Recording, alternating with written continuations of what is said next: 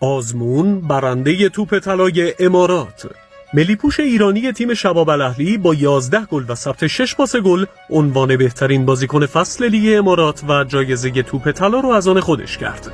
مهدی قائدی دیگر بازیکن ایرانی شاغل در امارات هم در فهرست نهایی نامزدهای کسب این جایزه بود.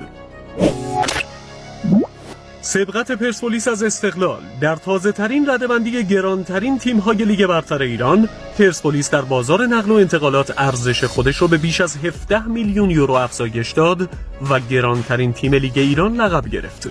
در این فهرست باشگاه سپاهان با بیش از 15 میلیون یورو و استقلال هم با بیش از 14 میلیون یورو در رده‌های بعدی قرار دارند.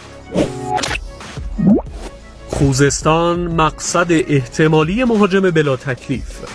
در پی مخالفت با حضور عیسی آل‌کثیر در جمع آبی‌های تهران، حالا گفته میشه باشگاه استقلال برای رفع مشکل این بازیکن رو قرضی راهی همنام خوزستانیش میکنه.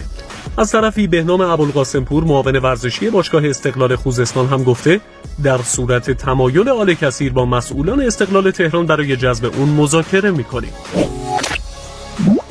پرسپولیس دورسون در اختلاف. سردار دورسون مهاجم ترکیه‌ای پرسپولیس در واکنش به جداییش از این تیم گفته دوست داره در پرسپولیس بمونه.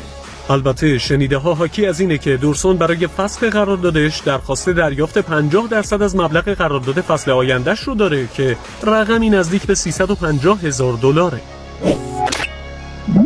درخواست داور سوپرجام از استقلال و تراکتور. در آستانه دیدار سوپرجام فوتبال ایران، وحید کاظمی داور این بازی از بازیکنان دو تیم خواسته دخالتی در کار تیم داوری نداشته باشند. پیام حیدری هم داور VAR این مسابقه انتخاب شده. و متروپولیتانو میزبان فینال لیگ قهرمانان اروپا.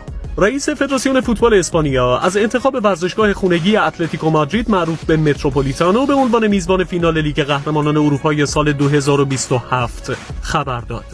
البته یوفا در این خصوص اظهار نظر رسمی نکرده. ورزشگاه باکوی جمهوری آذربایجان دیگر نامزد میزبانی از فینال فصل بعد بود.